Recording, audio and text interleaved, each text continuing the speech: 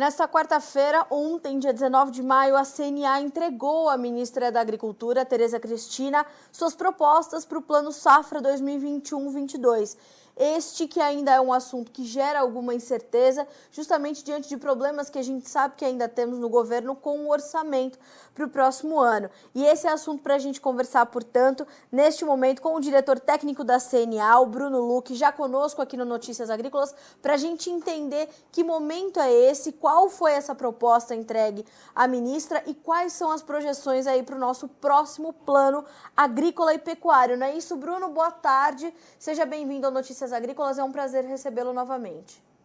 Boa tarde a todos que nos acompanham. Exatamente, nós encaminhamos ontem o plano para a ministra, né, e na expectativa até de entender também um pouco mais como é que está o bastidor político, da questão da aprovação do PLN 4, que é o projeto do orçamento, né, que precisa ser aprovado, inclusive, para liberar recursos ainda do plano anterior e que o Ministério tenha base para discutir o próximo, né? Então, a conversa também, além de discutir propostas para o Plano Agrícola 2021-22, a gente discutiu principalmente como fica o atual e a construção do novo, né? Bruno, qual o sentimento depois dessa reunião? A gente sabe, né, dessas incertezas e desse problema, inclusive a CNA esteve conosco nos últimos dias para tratar desse resquício do crédito do plano anterior, né?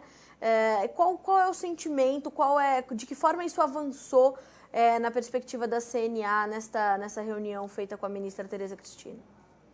Bem, a ministra compartilha a mesma preocupação da gente. Na verdade, ela inclusive tem se articulado, conversado, né, com o Congresso também, e a ministra tem uma liderança muito grande, né, junto aos parlamentares da FPA, né, por ter feito parte, conhece todos eles muito bem. Só que é uma situação complicada, porque não depende só desses parlamentares, né? O próprio deputado Zé Mário, que também é da FPA, representa a Comissão de Política Agrícola, levou esse assunto na última reunião da FPA. Mas a gente está vendo toda a discussão que está no Congresso hoje em relação à CPI, em relação a outros temas que acabam ocupando a pauta e dificultam o avanço nessa importante votação que é do projeto de lei do orçamento, que já vai ser votado atrasado, né? Era para a gente nem vale a gente comentar isso pelo tempo que está lá, mas o que a gente tem feito é encaminhado ofício para todos os líderes, né? A nossa equipe de relações institucionais tem feito conversa especificamente com esses líderes também, né, de partido, para mostrar a urgência e a necessidade de votação do PLN 4. E a gente sabe que parte desse recurso estaria aí destinado ao pré-custeio, que é uma parte importantíssima aí no planejamento e na estratégia do produtor, principalmente o pequeno e médio produtor, né, Bruno? Desculpa, eu não te ouvi, teve um corte no momento. Sim. Pode repetir a pergunta? Eu dizia que essa questão desse crédito que ainda está ali, não pode ser alcançado pelo produtor nesse momento, ainda referente à safra 2021, ele seria empregado no pré-custeio, que é uma parte ali do planejamento, da estratégia do produtor, principalmente o pequeno e médio, que é determinante para ele entender como fazer de fato o seu investimento, o seu planejamento para a safra seguinte, né? Exato, e a gente sabe que muitos produtores ainda sabendo que certamente pode haver, né, certamente, pode haver aumento na taxa de juros em algumas linhas, né, em função do aumento da Selic, em função dessa própria discussão de orçamento do governo, que é algo que ainda é muito incerto e que pesa ao projeto. Alguns produtores estão tentando tomar as linhas, né, de uma forma antecipada, quer dizer, a tomar o crédito ainda do plano vigente, até mesmo temendo o aumento da taxa de juros no próximo, a depender de alguma linha específica de investimento, por exemplo, né? Então, não quer dizer que já parou o movimento, pelo contrário, a gente está vendo ainda que muitos produtores têm interesse em buscar esse recurso, porém foram suspensas pelo Tesouro em função, né, dessa falta de orientação em relação ao orçamento desse ano. Sem dúvida.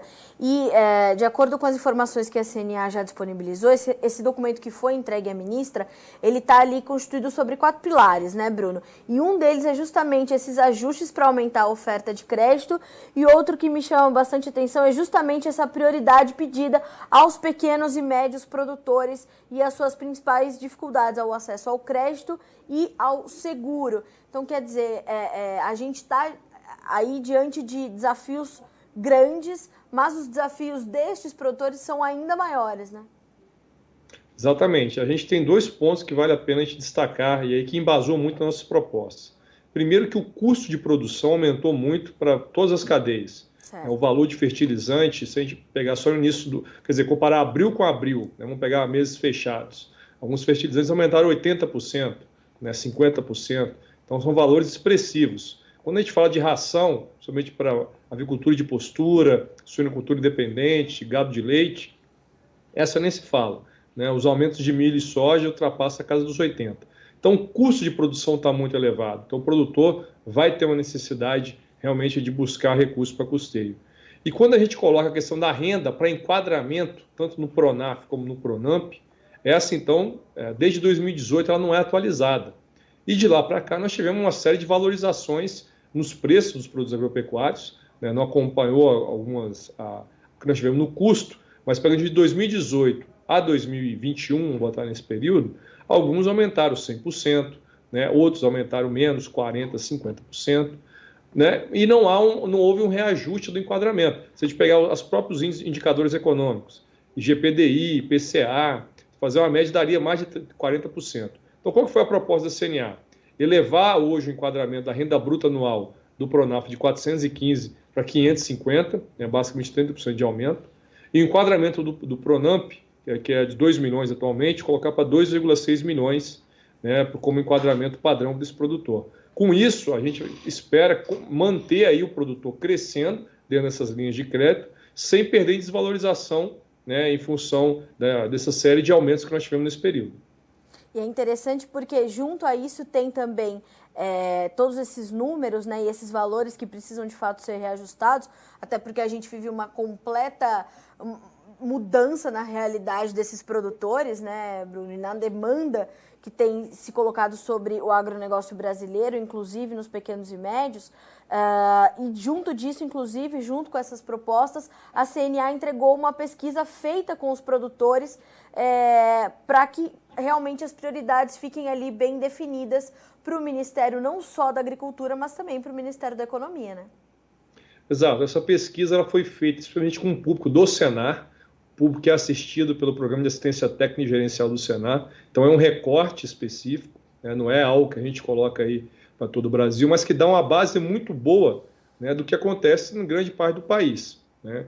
Então, dentro desse recorte, a gente conseguiu em 2 semanas levantar 4.300 questionários aplicados diretamente pelos técnicos da assistência técnica, né, esses produtores rurais, e ali a gente conseguiu perceber muito bem as dificuldades que são corriqueiras, mas que a gente conseguiu comprovar realmente como elas prejudicam o produtor. Então, a questão, principalmente fundiária, para alguns produtores, ainda é um problema, principalmente para o pequeno, né, que precisa ter aí a propriedade regularizada ou que demanda de uma série de documentos. O excesso de burocracia e a demora na liberação do crédito, muitos deles colocam que quando o processo anda já passou da época de plantio, passou da época de fazer os investimentos, então não justificam mais.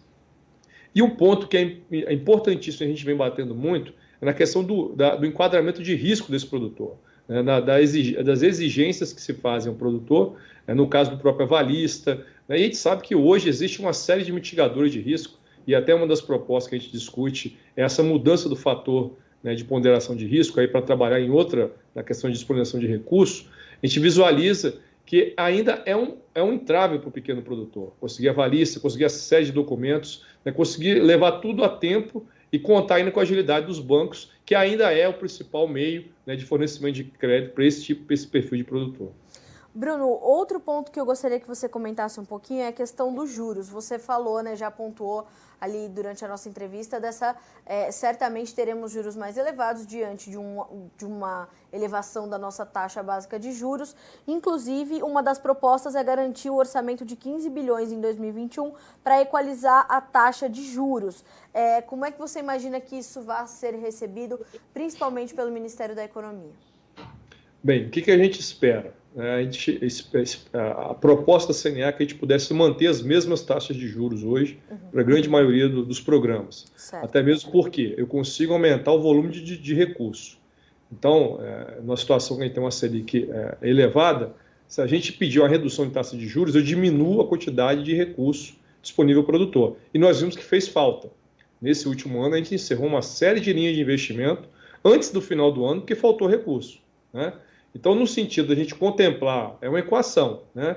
Contemplar recursos e ter taxas que não sejam tão elevadas, a nossa proposta seria manter né, as taxas atuais, e eu conseguir realmente que o recurso não falte, o que for anunciado seja realmente cumprido ao longo do Plano Safra. Então, essa foi a linha que nós colocamos. Agora, a gente sabe que é uma luta, né, que o Ministério da Agricultura tem com a economia, na discussão realmente dessas taxas de juros. Há sempre uma pressão muito grande do lado da economia para se elevar cada vez juros mais próximos de mercado, e o da agricultura realmente para trazer aquilo que vai realmente estimular o produtor a tomar esse crédito. Então, o que a gente visualiza nesse momento é que, inclusive, nós pontuamos quais seriam as linhas de investimento que devem manter com taxas mais atrativas, e aí entra, né, no caso do investimento do Pronaf, Pronamp, né, que a gente já comentou aqui, mas entra também o programa ABC, né, que é o programa da agricultura de baixo carbono, certo. Entra o PCA, que é a construção de armazéns, entra também o Inovagro, que é a tecnologia para pecuária, para cultivo protegido, né, e a Moderinfra, que seria irrigação. Então, essas linhas foram unânimes na discussão com os produtores, como linhas que deveriam ser priorizadas para esse próximo ano, visando o investimento dos produtores. Bruno, geralmente a gente tem um plano safra que tem essa vigência de junho a julho. Teve uma perspectiva de quando as respostas podem começar a chegar, de quando esse plano safra poderia ser divulgado ou ainda não, justamente por conta desses entraves que são naturais, né? Há mais de uma pasta envolvida nas definições desse plano. Houve uma perspectiva de quando vai ser divulgado o plano safra? Vocês receberam alguma sinalização de quando essa resposta chega? Bem, tudo vai depender, como eu falei no início, da aprovação do PLN 4. Certo. E sem o orçamento, até a discussão do Ministério da Agricultura e do Ministério da Economia fica complicada.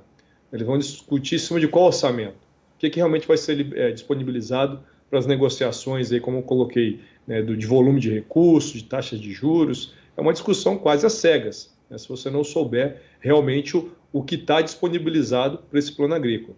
Então, nesse momento, ao todo, como eu falei, um empenho do setor como um todo, né, dos produtores rurais, né, das entidades que representam aí o setor, para pressionar, né, os parlamentares como um todo. Há um apoio da FPA, há uma cobrança da ministra para a gente ter a aprovação do PLN 4. Vamos dizer que isso demore, que isso atrapalhe aí essas negociações. A gente pode ter um anúncio mais próximo de julho? Pode. Agora, qual que é o problema disso? Que na hora dos bancos disponibilizarem, qualquer mudança que eles precisam fazer de sistema, demora.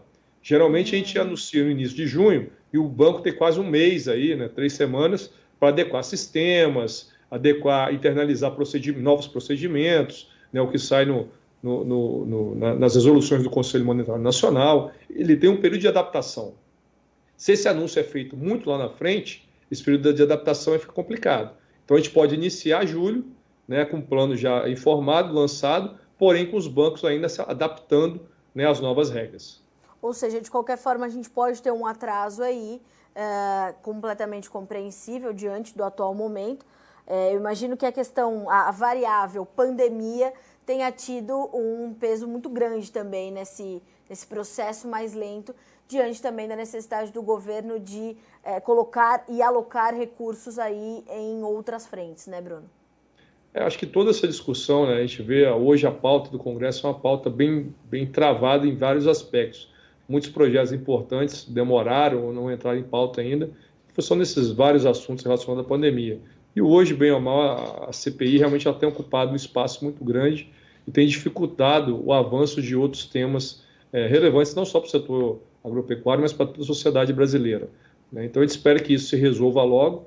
É urgente a gente ter, pelo menos para o uso ainda dos recursos do plano atual. Sim. E que o governo realmente possa ter essa negociação mais rápida aí entre agricultura e economia, para que o produtor possa, no dia 1º de julho, ele realmente já ter um plano à sua disposição e sem necessidade de alterações, aguardar alterações de banco, se for necessário. Sem dúvida. Bruno, eu te agradeço muito pelo tempo, pela disponibilidade em conversar conosco aqui no Notícias Agrícolas.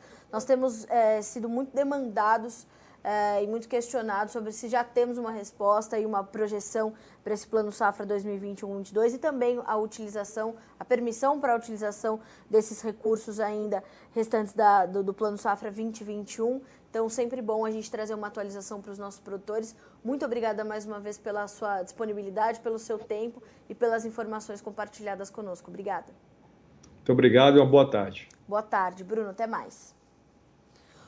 Bruno Luque, diretor técnico da CNA, conosco nessa tarde de quinta-feira para fazer esse resumo e trazer as discussões que foram ali resultado da reunião com a ministra Tereza Cristina ontem, onde foi entregue, né, uma proposta da CNA para o Plano Safra, ou Plano Agrícola e Pecuário, 2021-22. Como eu falei, essa proposta está baseada em 4 pilares principais, vou até aqui revisá-los, né, chamar atenção de novo para isso, porque é importante que os produtores entendam que as associações de classe, as instituições do agronegócio estão, de fato, pleiteando uma resposta e uma projeção mais clara do que vai acontecer com o Plano Safra 2021-22.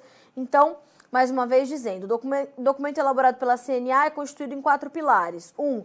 Ajustes estruturantes para aumentar a oferta de crédito.